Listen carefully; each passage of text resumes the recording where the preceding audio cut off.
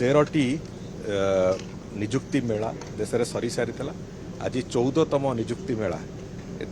आज समग्र देश में होची जो पखापाखि 71,500 अधिक संख्यार विभिन्न युवक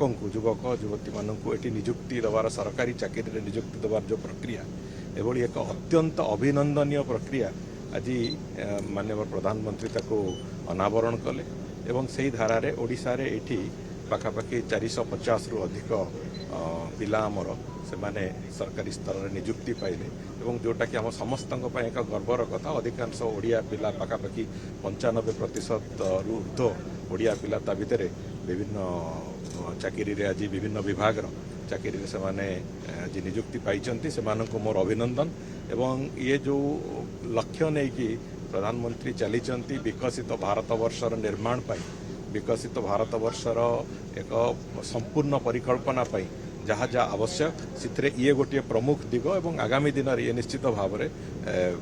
एक नुआ दिशा रे भारत वर्ष को लेकिन चलो जो लक्ष्य नहीं कि आम चलीचे भारत वर्ष विकसित हम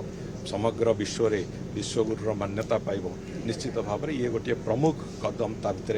ये उपस्थापन करिवो